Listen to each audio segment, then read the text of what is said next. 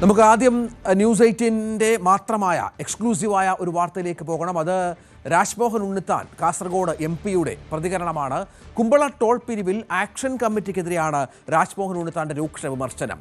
നിയമവാഴ്ചയെ വെല്ലുവിളിച്ചുകൊണ്ടല്ല സമരം ചെയ്യേണ്ടത്, മന്ത്രിയുടെ കോലം കത്തിക്കാനും നിയമം കയ്യിലെടുക്കാനും തന്നെ കിട്ടില്ലെന്നും ഉണ്ണിത്താൻ പറഞ്ഞു.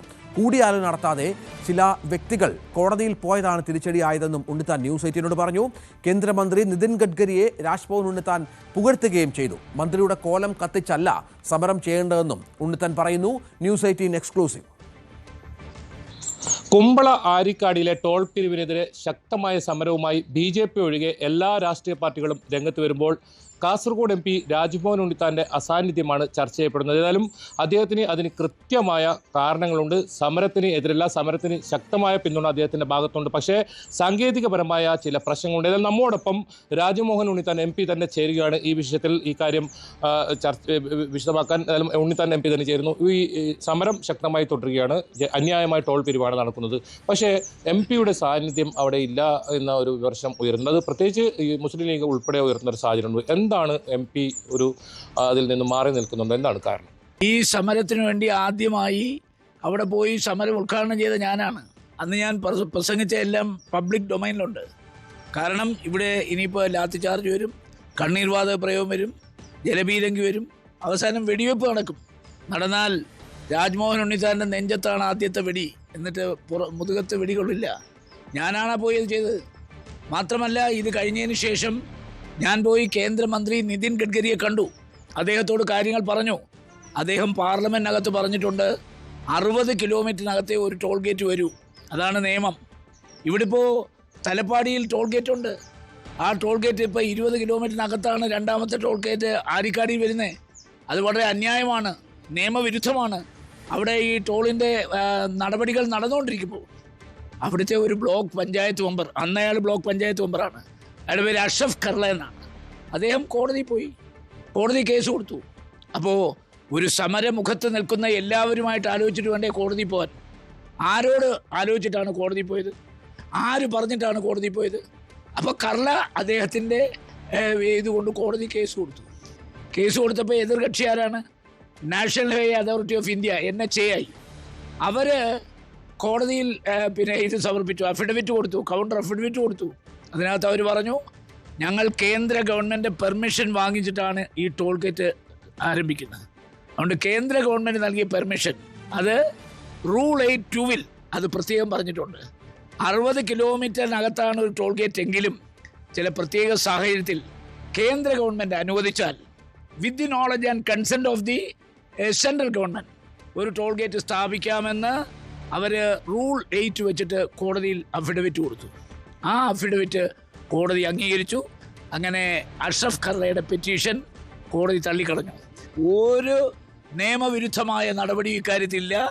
കേന്ദ്ര ഗവൺമെൻറ്റിൻ്റെ അനുമതി വാങ്ങിച്ചിട്ടാണ് national highway authority of India ഈ രണ്ടാമത്തെ ടോൾ ഗേറ്റ് സ്ഥാപിക്കുന്നത്.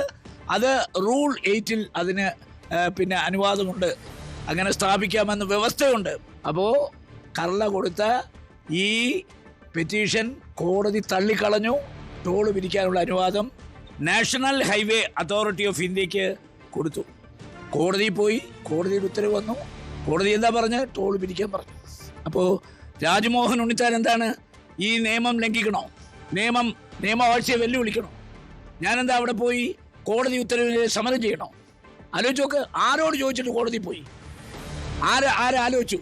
ഒരു സമരമുഖത്ത് നിൽക്കുമ്പോൾ ആ സമരത്തിൽ പങ്കെടുക്കുന്ന BJP ഒഴിച്ചുള്ള എല്ലാവരുമായിട്ട് ആലോചിക്കണ്ടേ? ആലോചിക്കാതെ കേസ് കൊടുക്കാൻ പാടുണ്ടോ? കേസ് കൊടുത്ത് ആ വിധി വന്ന് വിധി മറച്ചു വെച്ച് അപ്പീൽ കൊടുത്തു, അപ്പീലും വിഡ്രോ ചെയ്തു.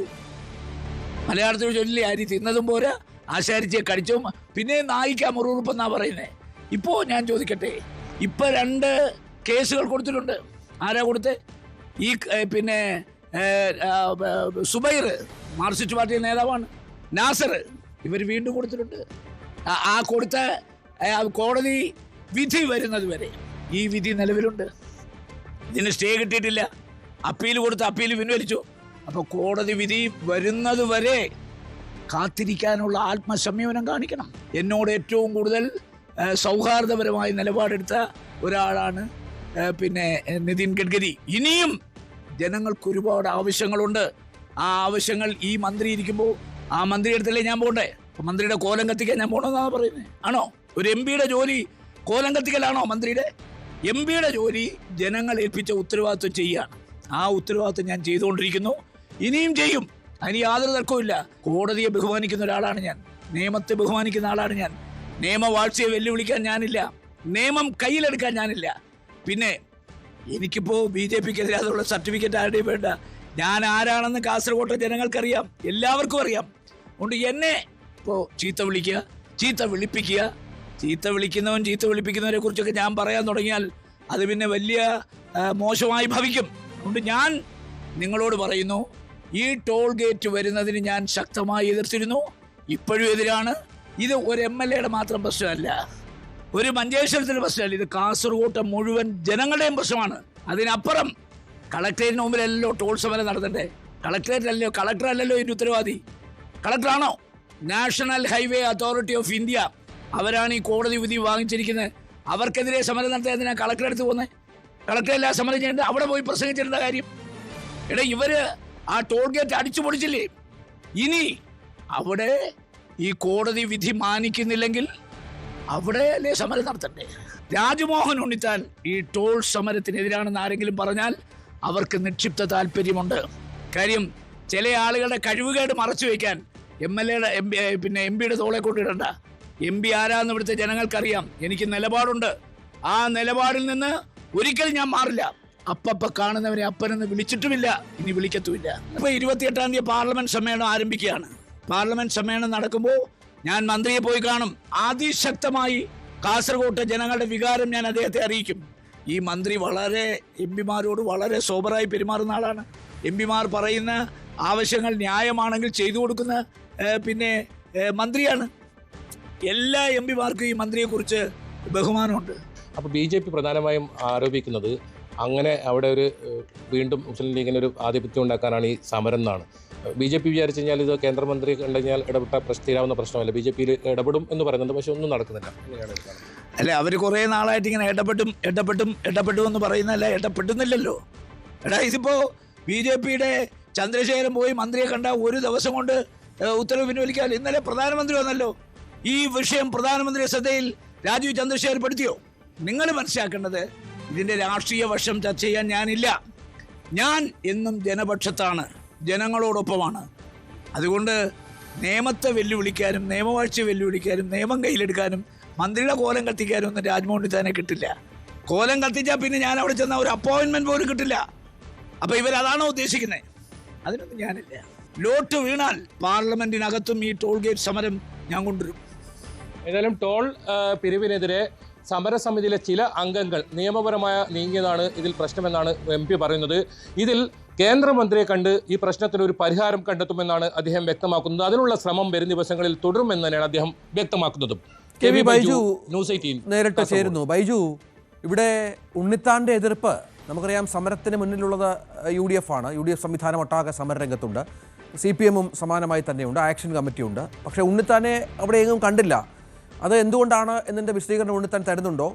ഒപ്പം ഈ ഗഡ്കരിക്കെതിരെയുള്ള സമരം, അത് ആ തരത്തിൽ ഉണ്ണിത്താൻ ഒരു MP എന്ന നിലയിൽ ഉണ്ണിത്താൻ ഒരു പക്ഷേ ബാധിക്കുന്നുണ്ടാകാം. അതാണോ എതിർപ്പിന് കാരണം? മറ്റെന്ത് പ്രശ്നമാണ് ഇപ്പോൾ ആക്ഷൻ കമ്മിറ്റിയുമായി ഉണ്ണിത്താൻ ഉള്ളത്?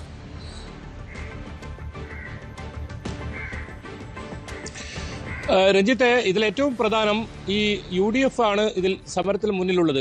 അതോടൊപ്പം BJP ഒഴികെയുള്ള എല്ലാ രാഷ്ട്രീയ പാർട്ടികളും വിവിധ സംഘടനകളും ഈ സമരത്തിലുണ്ട്. ഏതായാലും ഈ ടോൾ അന്യായമായ ഒരു ടോളാണെന്ന കാര്യത്തിൽ തർക്കമില്ല. പക്ഷേ സമരം അത് രാഷ്ട്രീയമായ ഉപയോഗിക്കുന്നുണ്ടോ എന്നതാണ് ഏറ്റവും പ്രധാനം.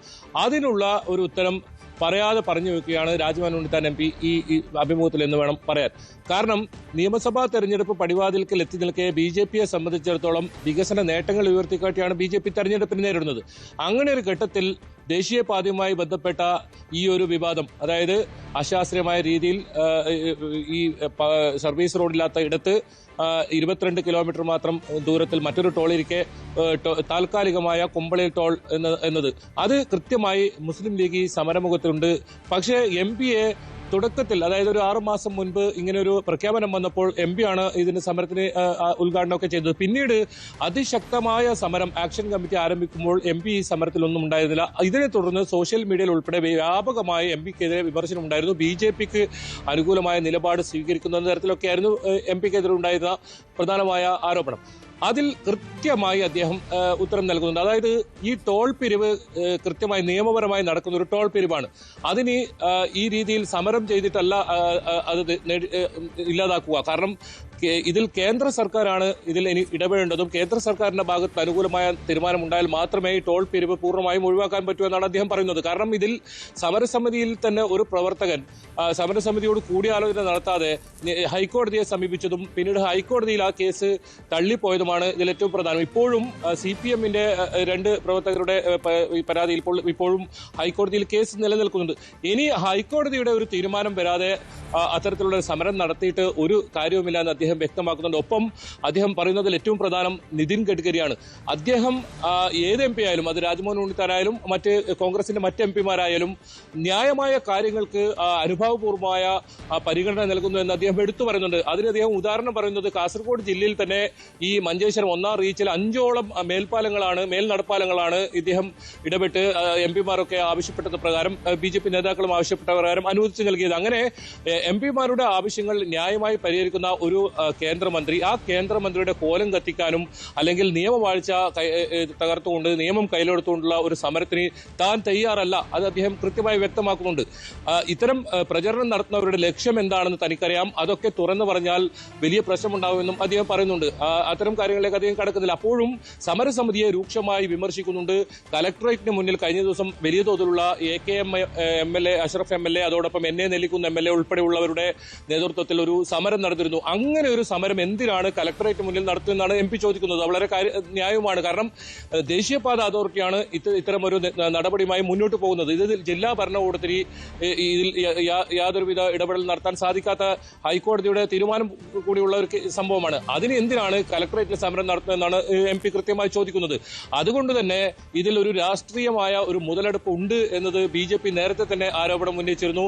BJP-യെ സംബന്ധിച്ചിടത്തോളം ഈ വിഷയത്തിൽ ഇടപെട്ട് കേന്ദ്ര സർക്കാരിനെ സമീപിച്ച് ഇതിൽ ഈ ടോൾ ഒഴിവാക്കാനുള്ള നടപടികളുമായി മുന്നോട്ട് പോകുമെന്നൊക്കെ അവർ വ്യക്തമാക്കുന്നുണ്ട്. പക്ഷേ അതിലുള്ള നടപടികളൊന്നും ആയില്ലെങ്കിലും ഈ സമരം വലിയ തോതിൽ അക്രമാസക്തമാവുകയും ടോൾ അടിച്ചു തകർക്കുകയും അതോടൊപ്പം 500ഓളം പേർക്കെതിരെ കേസെടുക്കുന്ന സാഹചര്യമൊക്കെ ഉണ്ടായിരുന്നു. AKM അഷ്റഫ് ആയിരുന്നു അനിശ്ചിതകാല സത്യാഗ്രഹം നടത്തിയിരുന്നത്. അതിന് പിന്തുണയുമായി എത്തിയ ആളുകൾ രാത്രി വലിയ തോതിൽ ആയിരക്കണക്കിന് ആളുകൾ സംഘടിച്ചെത്തി ഈ ടോൾ തകർക്കുന്ന സാഹചര്യം ഉണ്ടായിരുന്നു. പക്ഷേ ഇപ്പോൾ ടോൾ തകർത്താലും ഇതുവഴി കടന്നു പോകുന്ന വാഹനങ്ങൾക്ക് ടോൾ പിരിവ് ഈടാക്കുന്നുണ്ട്. അതായത് സെൻസർ ഉപയോഗിച്ച് ജീവനക്കാരൊന്നും ഇല്ലാത്തൊരു ടോൾ ഇപ്പോൾ മാറിയിട്ടുണ്ടെങ്കിലും സെൻസർ ഉപയോഗിച്ച് വാഹനങ്ങളിൽ നിന്നും പണം ഈടാക്കുന്നുണ്ട്. ബസ്സുകൾക്കൊക്കെ വലിയ തുകയാണ് ഈടാക്കുന്നത്.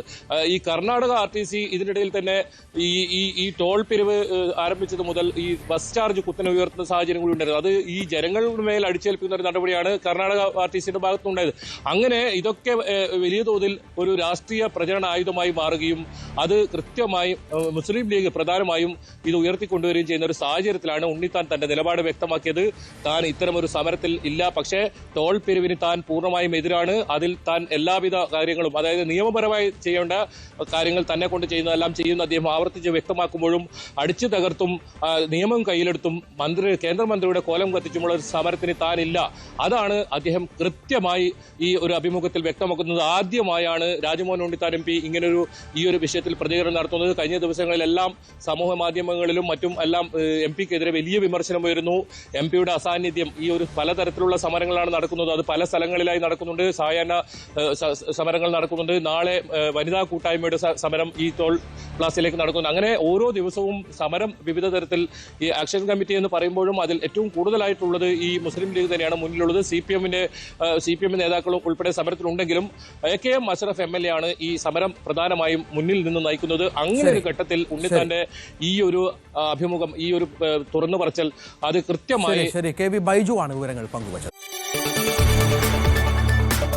കൂടുതൽ വാർത്തകൾക്ക് News 18 Keralam YouTube channel subscribe ചെയ്യുക.